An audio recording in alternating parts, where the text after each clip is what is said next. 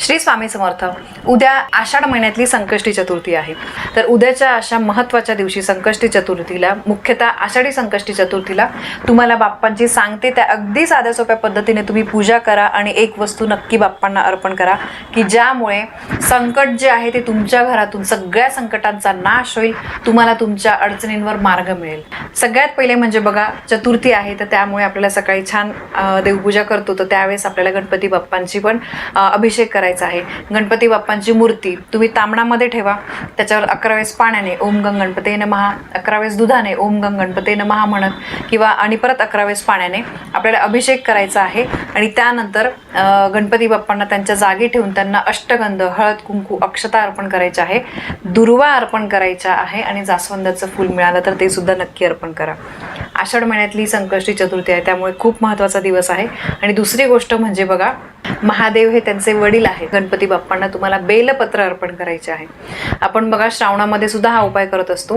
गणपती बाप्पांना बेलपत्र अर्पण केल्यामुळे आपल्या आयुष्यातले अडथळे दूर होतात. गणपती बाप्पा विघ्नहर्ता मानले जातात. त्यांना बेलपत्र अर्पण केल्यामुळे आपल्या मार्गातल्या सगळ्या अडीअडचणी, दुःख, संकट जे आहे ते दूर होतात.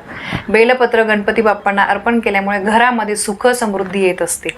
यानंतर गणपती बाप्पा ही बुद्धीची देवता मानली जाते आणि त्यामुळे गणपती बाप्पांना जर बेलपत्र अर्पण केले तर त्यामुळे बुद्धीची आणि ज्ञानाची प्राप्ती होत असते.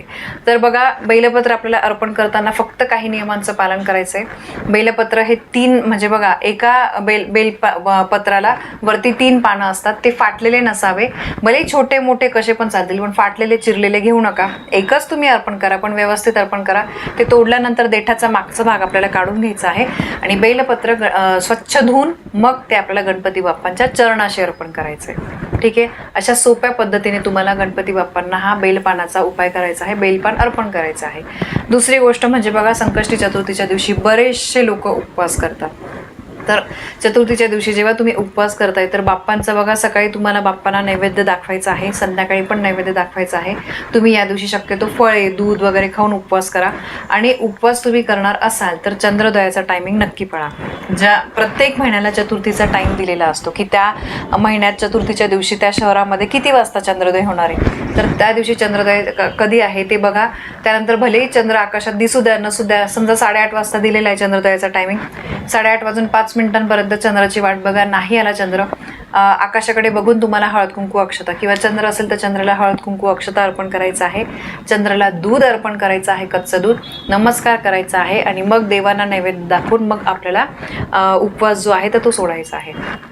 तर बघा, नेहमी चंद्रोदयाचा टायमिंग पाळूनच संकष्टी चतुर्थीचा जर उपवास सोडला तरच तो लागू पडतो असं मानलं जातं. आणि गणपतीची चतुर्थी जी असते, संकष्टी चतुर्थी, त्या दिवशी घरामध्ये मुलांकडून गणपती अथर्व शीर्ष म्हणून घ्या किंवा त्यांना ते ऐकवा. गणपती अथर्व शीर्ष, गणपती स्तोत्र हे त्या दिवशी झालंच पाहिजे. आणि आपली बाप्पांची सगळ्यांची आवडती आरती, सुख करता दुःख करता, ही झाली पाहिजे. ठीक आहे. तर अशा प्रकारे अगदी सोप्या पद्धतीने तुम्हाला चतुर्थी तिथी साजरी करायची असते. त्यानंतर दान करा, कारण दानामुळे बघा, कुठल्याही शुभ दिवशी दान केलं तर ती देवता, त्यानंतर आपले पित्र जे आहे ते आपल्याला भरभरून आशीर्वाद देतात. गरजूंना तुम्ही तुमच्या यथाशक्तीने अन्न, वस्त्र काही दान करा, पण दान हे झालंच पाहिजे. आणि दान हे सत्पात्री झालं पाहिजे, कारण उगाचच कोणाला गरज नाही आणि त्यांना दिलं ना तर त्या दानाला काही अर्थ नसतो. त्यामुळे सांगितलेल्या 2-3 गोष्टी नक्की लक्षात ठेवा. बेलपान गणपती बाप्पांना अर्पण करा, त्यानंतर चंद्राला कच्चं दूध अर्पण करा आणि दुसरी गोष्ट म्हणजे तुम्ही दान करा. या गोष्टी चतुर्थीच्या दिवशी तुम्ही करून बघा. दर चतुर्थीला करत जा, तुम्हाला त्याचा खूप फायदा होईल. तर उद्या संकष्टी चतुर्थी आषाढातली असल्यामुळे आपल्याला काय करायचं, सोप्या पद्धतीने काय नाही, सगळी माहिती तुम्हाला पटली असेल तर नक्की कराल अशी मी अपेक्षा करते. व्हिडिओ आवडला असेल तर जास्तीत जास्त शेअर करा. पुन्हा भेटूया अशा एका नवीन माहितीसोबत. तोपर्यंत श्री स्वामी समर्थ.